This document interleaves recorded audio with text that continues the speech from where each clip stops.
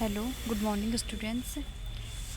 तो अभी हमारा जो लास्ट का वीडियो था उसमें हमने हमारा जो लिटरेरी टर्म था, लिटरेरी डिवाइस था सोनेट, उसके बारे में पढ़ा। और आज का जो हमारा वीडियो है उसमें हम नेक्स्ट जो लिटरेरी टर्म्स हैं जिसमें मैंने आज की वीडियो के लिए चूज़ किया है ओड, कंसीट और लिरिक, इन तीनों के बारे में पढ़ेंगे। तो जो सबसे पहला लिटरेरी टर्म है आज का वो है ओड। ठीक है, ओड क्या होती है? सो an idea is a form of poetry. Ode is a literary technique that is lyrical in nature but not very lengthy. ठीक है, तो ओड क्या होती है? नेचर में कैसी होती है? लिरिकल होती है but not very lengthy. Lyric जो होती है, ओड जो होती है वो लेंथ में ज़्यादा बड़ी नहीं होती है। We have often read odes in which poets praise people, natural scenes and abstract ideas. ठीक है, तो जो जो ओड्स होती हैं, ठीक है, जो ओड होती है पोइट्रिक फॉर्म में, उसमें जो राइटर्स हैं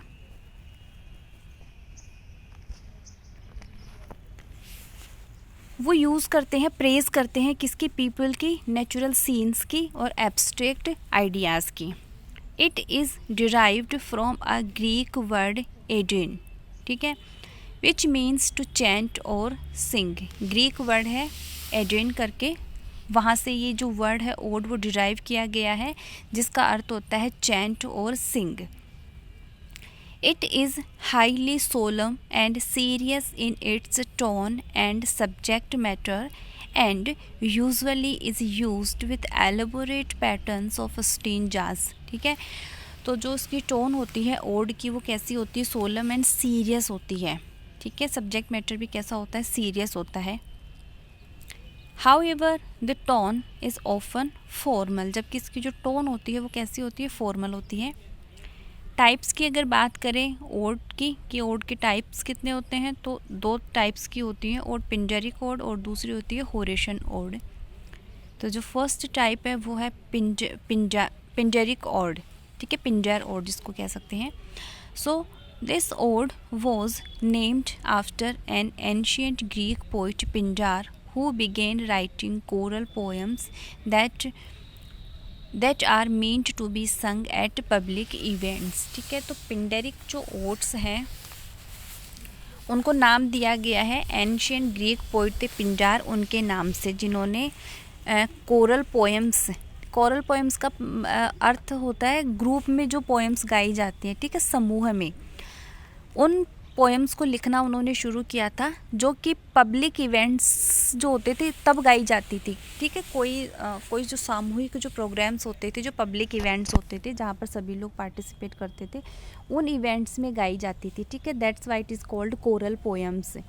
ठीक है, तो ये पब्लिक इवेंट्स के लिए लिखी जाती थी और जो ग्रीक पोइट थे पिंजार वो लिखते थे इनको। ठीक है, तो उनके नाम की वजह से इसको पिंजरिक पोएट्स का नाम दिया गया। It contains 3 triads, strophe, antistrophe and final stanza as epode with regular rhyme patterns and lengths of lines. ठीक है, तो पिंडरिक ओड्स होती है, उनमें 3 पार्ट्स होते थे, स्ट्रोफी, एंटीस्ट्रोफी एंड इपोड। ठीक है, तो वो पर्टिकुलर मूवमेंट्स होते थे, जो ग्रुप होता था जो इन पोएम्स को गाया करता था, उनके डांसिंग मूवमेंट्स होते थे एक तरह से, स्ट्रोफी, एंटीस्ट्रोफी एंड इपोड। ठीक है, और इनकी जो राइमिंग पैटर्न्स होते थे वो इरेगुलर होते थे, और लाइंस होती थी, उनकी जो लेंथ होती थी वो भी इरेगुलर होती थी। तो कह सकते हैं कि पिंडरिक ओड्स जो है वो इरेगुलर राइम पैटर्न और इरेगुलर लेंथ्स ऑफ लाइन को फॉलो करते हैं। कोई पर्टिकुलर राइम स्कीम या फिर कोई पर्टिकुलर लाइंस की लेंथ नहीं है वहाँ पर। ठीक है, दूसरी जो ओड है वो है होरेशन odd. The name of this ode was taken from the Latin poet Horace. ठीक है, तो जिस तरह से ग्रीक पोइट पिंजार के नाम से पिंजरिक ओड है, वैसे ही लैटिन पोइट होरेस है, उनके नाम से इनको होरेशन ओड के नाम से जाना जाता है। Unlike heroic odes of Pindar, Horatian ode is informal, meditative and intimate. ठीक है। तो पिंडेरिक जो ओड्स हैं वो कैसी हैं, फॉर्मल होती हैं टोन में, वहीं पर जो होरेशियन ओड्स हैं वो कैसी होती हैं, इनफॉर्मल होती हैं, मेडिटेटिव होती है, प्लस इंटीमेट होती हैं। कंपैरिजन करें अगर हम पिंडेरिक ओड में और होरेशियन ओड में तो these odes dwelt upon interesting subject matters that were pleasing to the senses. Subject matters कैसे होते हैं, इंटरेस्टिंग होते हैं। Since Horatian odes are informal in tone, they are devoid of any strict rules. ठीक है, तो Horatian odes होती है वो टोन में इनफॉर्मल होती है, that's why it does not follow any strict rule. ठीक है, there are no strict rules in an Horatian ode. ठीक है, कोई strict rules नहीं होते हैं यहाँ पर। अगली जो ओड है वो इरेगुलर ओड है। Means this type of ode is without any formal rhyme scheme and structure such as the Pindaric odes. ठीक है, जैसा कि इसका नाम ही है इरेगुलर ओड, तो कोई पर्टिकुलर राइम स्कीम नहीं होती है यहाँ पे और ना ही कोई पर्टिकुलर स्ट्रक्चर होता है जैसे कि पिंडेरिक ओड का होता है। Hence, the poet has great freedom and flexibility to try any types of concepts and moods. So, it does not follow any particular rhyme scheme and any particular structure. That's why the poet is totally free to try any types of concepts and moods in his poem. William Wordsworth and John Keats were such poets who extensively wrote regular idea taking advantage of this form. तो William Wordsworth और John Keats ने irregular odds लिखी हैं। ठीक है, जहाँ पर वो पूरी तरह से फ्री थे अपने कॉन्सेप्ट्स और अपने मूड्स को एक्सप्रेस करने के लिए, बिना किसी पर्टिकुलर राइम स्कीम और बिना किसी पर्टिकुलर स्ट्रक्चर को फॉलो किए बिना। तो ये तो थे ओड। उसके बाद में जो अगला लिटरेरी टर्म है, जो अगला लिटरेरी डिवाइस है वो है कंसीट। ठीक है, और जो कंसीट्स का जो सबसे ज़्यादा यूज़ किया था वो जॉन डन ने यूज़ किया था। ठीक है, जिन्होंने मेटाफिजिकल कंसीट्स का यूज़ किया था 17th सेंचुरी में। So conceit is a literary device in which two vastly different objects are linked together with the help of similes or metaphors. conceit मतलब अपन सीधे शब्दों में समझ सकते हैं कि दो डिफरेंट जो चीज़ें हैं उनको साथ में लाकर उनको कंपेयर किया जाता है। ठीक है, दो अलग अलग नेचर की चीज़ों को किसकी हेल्प से, सिमिलीज और मेटाफर्स की हेल्प से। जैसे कि हम एग्जांपल देखते हैं या फिर पहले हम इसको और समझते हैं। Conceit develops a comparison which is exceedingly unlikely but is nonetheless intellectually imaginative. A comparison turns into a conceit when the writer tries to make us admit a similarity between two things of whose unlikeness we are strongly conscious.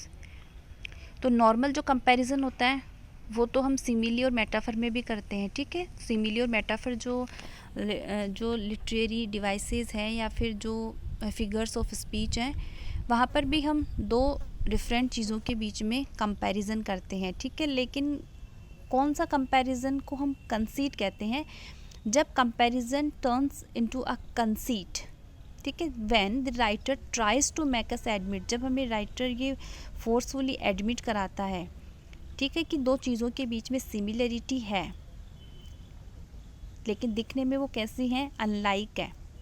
हमें पता है कि ये दोनों चीज़ें क्या है, बिल्कुल डिफरेंट है, बट राइटर जो है वो ही tries to make us admit a similarity. वो कोशिश करता है कि हम जो अनलाइक जो वो दो चीज़ें हैं जिनके बीच में वो कंपैरिजन कर रहे हैं उनमें हम ये माने कि वो एक जैसी हैं। ठीक है, for this reason conceits are always surprising. That's why conceits are surprising, कि हम सोच भी नहीं पाते हैं कि ऐसा भी हो सकता है। लेकिन राइटर का जो इमेजिनेटिव पावर है, ठीक है, जो पोइट का इमेजिनेटिव पावर है, जो उसकी इमेजिनेशन है, वो इतनी स्ट्रॉन्ग होती है कि वो हमें सरप्राइज़ कर देते हैं कि अच्छा ये कंपैरिजन भी हो सकता है, हम इस तरह से भी उसको सोच सकते हैं। ठीक है, The term conceit usually brings to mind certain examples from metaphysical poets of the 17th century. ठीक है, तो जो कंसीट का जब नाम आता है तो सबसे पहले में मेटाफिज़िकल कंसीट याद आता है, जो कि 17th सेंचुरी में यूज़ किया गया था। और सबसे पहले जो नाम याद आता है वो सिर्फ जॉन डन का ही आता है, ठीक है, क्योंकि उन्होंने जितना ब्यूटीफुली कंसीट्स का यूज़ किया है, लगता नहीं कि किसी और पोइट ने इतना इंटरेस्टिंग, इतना इमेजिनेटिव वे में यूज़ किया है। Of these, John Donne stands out as the best exponent of the use of metaphysical conceits. ठीक है, John Donne in his poem A Valedictorian Forbidding Morning says, तो एक उनकी पोएम है डन की वैलेडिक्टोरियन फॉरबिडिंग मॉर्निंग, उसका एक स्टेंजा यहाँ पर एग्जाम्पल के रूप में मैंने यूज़ किया है। वहाँ पर हम इसको समझ सकते हैं एग्जाम्पल के माध्यम से। If they be two, they are two so as stiff. Twin compasses are two. They soul, the fixed foot makes no show to move but doth if the other do. ठीक है, means दो lovers की बात यहाँ पर हो रही है, ठीक है, और जो दो लवर्स हैं उनको यहाँ पर जॉन डन ने कंपेयर किया है किससे, कंपास से, ठीक है, कंपास जिसको कि हम मैथमेटिक्स में यूज़ करते हैं, ठीक है, जिसके 2 फुट होते हैं, समथिंग लाइक दैट, ठीक है, जो कि जॉइंट होते हैं। एक को हम एक जगह पर पॉइंट करते हैं, स्टैंड करते हैं, और जो दूसरा जो उसका पार्ट होता है वो राउंड होता है, ठीक है, वो चारों तरफ हम एक सर्कल बना सकते हैं उससे, या फिर कोई भी शेप बना सकते हैं, तो वो हमेशा जुड़े हुए रहते हैं, मीन्स उनको हम अलग नहीं कर सकते। उसी तरह से जो लवर्स हैं उनको भी अलग नहीं किया जा सकता है। एक जो है अगर वो एक जगह रहता है, दूसरा जो है वो कहीं भी जाए, ठीक है, लेकिन वो हमेशा उससे कैसा रहेगा, अटैच रहेगा। तो यहाँ पर पोइट ने इतना ब्यूटीफुली यूज़ किया है कंसीट, जहाँ पर उन्होंने लवर्स को यहाँ पर कंपास से कंपेयर किया है, तो एक सरप्राइजिंग है और बहुत ब्यूटीफुली उन्होंने यहाँ पर यूज़ किया है, ठीक है। नेक्स्ट जो एग्जाम्पल है वो है, we find another striking example of conceit in John Donne's poem the flea. Oh stay 3 lives in one flea spear, where we almost, yea, more than married are. This flea is you and I, and this our Mary's bed and Mary's temple is. ठीक है, जहाँ पर फ्लिया जो है, मक्खी जो है, जो जब लवर को काट लेती है, ठीक है, तो ओ stay 3 lives in one flea spear, तो एक जो फ्लिया है उसमें 3 lives है, something like that, where we almost या मोर देन मैरिड आर, जहाँ पर हम ऐसे हैं जैसे कि वी आर मैरिड, ठीक है, and this flea is you and I, and this our marriage bed and marriage temple is. ठीक है, तो यहाँ पर भी पोइट ने कंसीट का बहुत ही ब्यूटीफुल एग्जाम्पल प्रेजेंट किया है। अगला जो लिटरेरी टर्म है वो है lyric. So the term lyric originates from the Greek word lyre, which is an instrument used by the Grecians to play when reading a poem. ठीक है, तो कह सकते हैं कि लिरिक जो है वो एक इंस्ट्रूमेंट होता है, म्यूज़िकल इंस्ट्रूमेंट, लायर, ठीक है, उसका यूज़ करते हुए जो पोएम को गाया जाता है तो उसको हम लिरिक कहते हैं। ठीक है, lyrical poets demonstrate specific moods and emotions through words. So lyrical poets demonstrate specific moods and emotions through their words. Such moods express a range of emotions from extreme to nebulous about life, love, death or other experiences of life. ठीक है, तो जो lyrics होती हैं, जो lyrical poems होती हैं, उनमें जो राइटर है, जो पोइट है, वो एक specific range of emotions present करते हैं, जिनमें लाइफ के बारे में, लव, डेथ और अदर एक्सपीरियंसेस ऑफ लाइफ उनके बारे में बताते हैं, एक्सप्रेस करते हैं अपने जो थॉट्स हैं, अपने जो आइडियाज़ हैं, अपने जो इमोशंस हैं, उन सबको। It is a collection of verses and choruses making up a complete song or a short and non-narrative poem.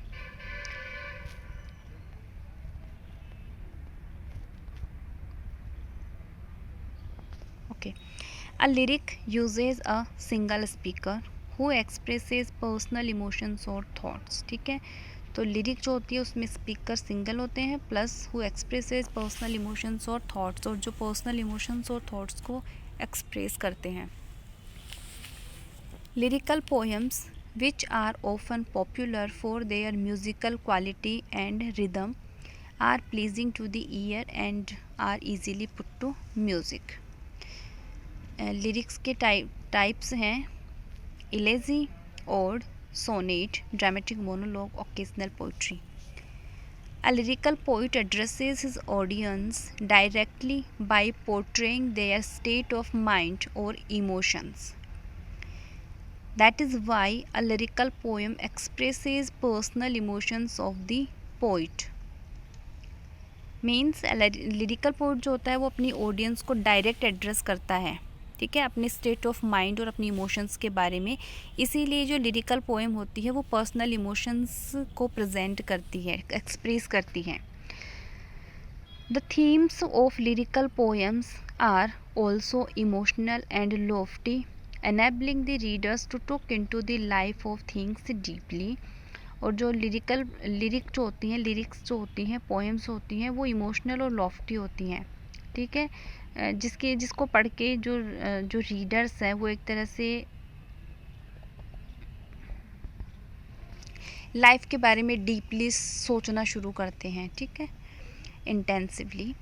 And that is why such poems have universal appeal because readers can relate their feelings with the poem। ठीक है, तो lyrics होती हैं उनमें universal appeal होती है because readers can relate their feelings with the poem, क्योंकि readers जो हैं वो उस पोएम के साथ में अपनी जो फीलिंग्स, अपने जो इमोशंस हैं उनको डायरेक्टली रिलेट कर पाते हैं। तो ये हमारी आज की 3 लिटरेरी डिवाइसेस हो गए। फर्स्ट था ओड, सेकंड था कंसीट और जो थर्ड था वो था लिरिक। अब बाकी के जो हैं वो हम नेक्स्ट हमारा जो वीडियो होगा उसमें पढ़ेंगे।